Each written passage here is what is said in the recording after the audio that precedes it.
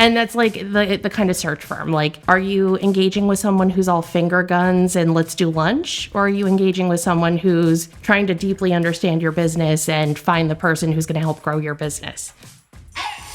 You're listening to Stories from the Top, an inside guide to better business development.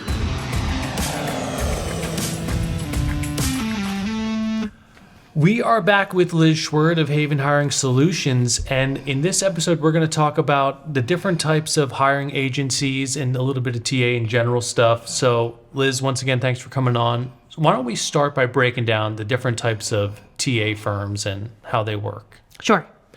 So quick overview of talent acquisition landscape. The basic kinds of recruiters you're going to meet are in-house, so direct employees of the company that's hiring. RPO or, project kind of based. So these are people that typically work for another agency or firm, and you're borrowing their talent to help you meet a specific hiring need. So they act like an internal recruiter, but they're not. And then the ones we're going to talk a little bit more about here are agency. Some people break it down into three types of agency. Contingent, which is you're only paying upon successful hire, and it's usually a percentage of the salary, for the person that you're hiring. There's retained. Similar, except you're giving them an X amount of percentage up front to, hook them into the hire, and then the rest of the fee is payable upon completion. So you successfully hire, you pay them the rest of their fee. Some people say executive search is separate. It kind of is, and there's people who specialize in that space. There's value in going to them, but it's functionally the exact same, arrangement as a contingent or a retained. The thing that I hear a lot with clients is a contingent search firm is zero risk. And financially correct, because you're not paying them any money until you've successfully hired somebody. So they've done the service, you pay them, and the contract is usually going to have a guarantee period. So person leaves in 3 months, we'll fill it at no cost. 6 months, we'll fill it at 50% cost, something like that. So there's a guarantee. What happens in practice though, because, and I don't want to speak to the psychology of it, because it's considered a free service up front, I think a lot of people, a lot of employers are not investing in that relationship in the vetting process. So somebody reaches out to you on LinkedIn, hey, I see you're hiring for a director of finance. I have, like a great list of candidates I can send you right away. And they're like, okay, who cares? Sure, send it. But what happens is now you're empowering someone to go out, talk to candidates in the market about your opportunity, and they're representing your brand. If you haven't done the front work to what's your style in approaching candidates, what kind of screening questions do you ask? Do you do video versus phone interviews? You're really going loose, right? Like you have no control over what these people are doing. And not to overgeneralize, but like most of contingent recruiters are salespeople because they're also selling, clients on their service. So you see some really shady things. Like you see things that you just wouldn't want associated with your brand. So I do use contingent firms, okay? So I don't have a dog in the race. I will use a contingent firm. The time that they're right is when they specialize in the vertical or the industry that you're supporting. So if I have a VP of accounting and a search firm does that level of hire consistently in my target market zone, that's what I'm going to do, right? If my internal TA team is overloaded, they have their own full rec load, and we need this VP role hired like that, that's the right move. Where you can go wrong is saying, okay, I'm going to have 4 contingent search firms take on this role and start looking for candidates. Because guess what? There's a very, very small list of people who meet those requirements, and now they're getting hit from the internal recruiter. Contingency partner number 1, contingency partner number 2, and it just becomes this like red flag scenario. Like, what is going on at this company that they can't hire? Why do they have 8 people reaching out to me for this role and I'm still not getting an interview? And it's not like a here and now crisis situation, because it's not. Like, it's something that your daily operations aren't going to come to a screeching halt because some guy had a bad experience with a recruiter, but it's also not good. Like, nobody's going to be excited to apply to your openings in the future. So they have a place and they have a use, but there is risk. And I feel like people kind of blanket, say this is a risk-free venture, and it's not. So it could be, detrimental to your reputation by just going with someone who's free and you don't know how they're going to present themselves or your business, essentially. There's that. There's also managing the relationships with the recruiters. So this did happen to me with a client. Is the hiring teams might have an interest in working with an agency. I don't know what it is. Like, they went to college together, they met up for beers one day, but they're like, this is the guy, I want him running the search. And now we have this guy running the search.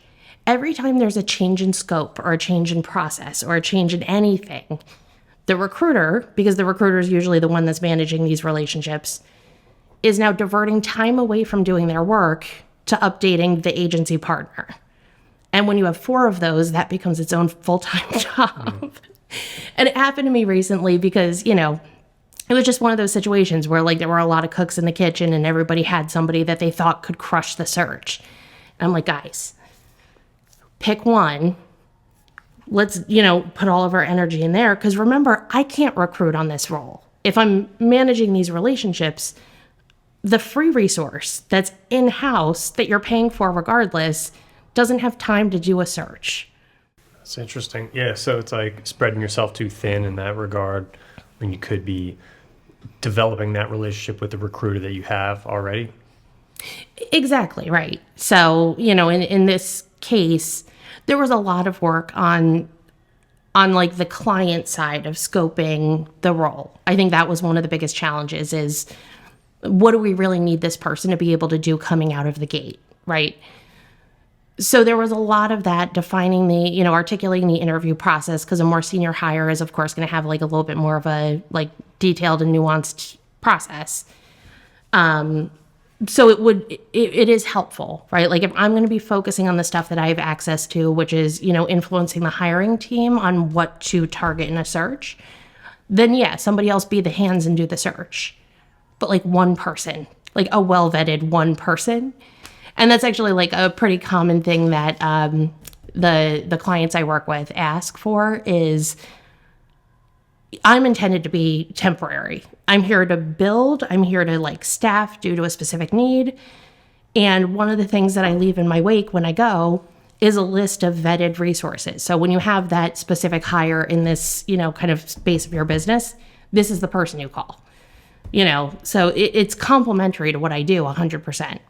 You just want to be smart about it. You can't attack it with like, there's no risk because I'm not paying until they fill it. There's risk. Mm-hmm. So for a business who's looking to bring in a recruiter, what's a good way for them to decide which style of firm to work with and how to properly vet a recruiter to identify them as a good match? In terms of like a partner that you can flex in and out? Yeah, like say, okay, I want a recruiter to help me with this hiring campaign. I have 4 I just Googled and I like all of them. Mm-hmm. How do you qualify someone, and what should you look for, I guess is what I'm saying.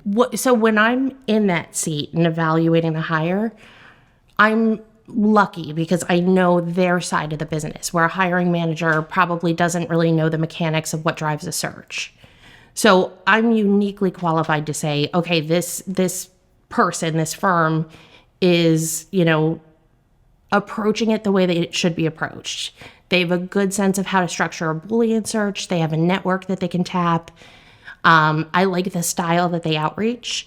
So there's a little bit of like knowledge that I might bring to the table that they might not. So bare minimum, the way that I would probably vet whether or not it's worth a phone call is, when I post a role, I'm going to get 8 to 10 agencies reaching out to me because I'm the person posting the role, saying, I have candidates that would be a great fit. Let's jump on a call. If I jump on that call and they ask me no qualifying information about the role, the company, the culture, anything, and they just talk numbers and they say, this is our fee, this is our guarantee, great. I'll go ahead and I'll start doing, recruiting, and I'll send you candidates afterwards that fit the criteria. Red flag. They didn't ask a single question about what would make someone a good fit. So it's a little bit nebulous. Like, it's kind of hard to know, but like, if somebody is not trying to learn your business, how can they represent your business and find the right fit? Mm-hmm. Yeah, that makes sense. And on the executive side of things, we've seen a lot of those people over the years where all they do is the executive search. Like, what is your thought on that whole industry of the exclusive executive recruiters? It's valid. Like, they swim in different kind of compensation waters, like they're more able to articulate, like what an equity component to, like, it's a different kind of hire. So there is an argument for specialization. The thing that makes me cringe is they do tend to lean on an exclusivity model. I had one that was running I wouldn't even say it was an executive search. It was like VP, but I guess they felt like, that's executive enough. They literally never posted the job, just never posted it.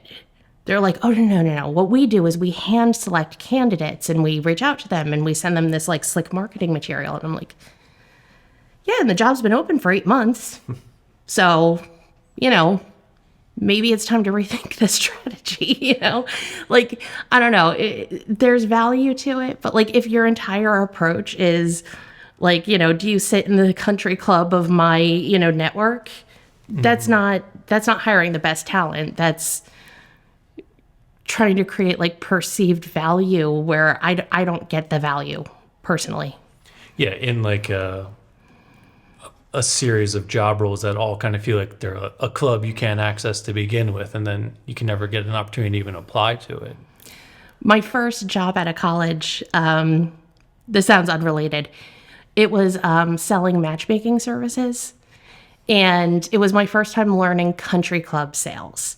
So, like what you want to do is you want to create this, like barrier to entry that like I can get you over that barrier, and it works because when you throw a ridiculous price tag on something, all of a sudden now it's like, okay, I perceive this value where I didn't before, but it's also like really slimy and gross.